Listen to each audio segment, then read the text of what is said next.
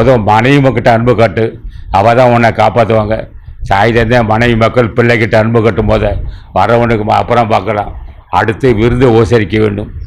அப்போது மனைவி மக்கள் உன்னை வாழ்த்த வேண்டும். என் கணவன் உயர்ந்தவர் என்று அவர் மனைவி வாழ்த்த வேண்டும். பிள்ளைகள் என் தந்தை உயர்ந்து கொண்டு வாழ்த்த வேண்டும். தந்தை தாய் நான் என் மகன் உயர்ந்து கொண்டு வாழ்த்த வேண்டும். இவர்களெல்லாம் வாழ்த்தாமல் மற்றவர்களுக்கு போய் பொருளாதார உதவி செய்து அன்பு காட்டிய தேவையில்லாத உணவு, தேவையில்லாத ஒரு செயல்பாடாகும். ஆனால் செய்யதான். ஆக ஒரு மனிதன் ஜென்மத்தை கடத்தேற்ற வேண்டும் என்றால் அவன் ஜீவகாரணத்தை கடைபிடிக்க வேண்டும். ஜீவகாரணம் அப்படின்னு சொன்னால் இனிமையாக பேசுதல், ஆனால் வஞ்சனை இருக்கக்கூடாது. ஆனால் பொருள் பற்றி இருந்தால் நிச்சயம் அவனோட வஞ்சனை இருக்கும்.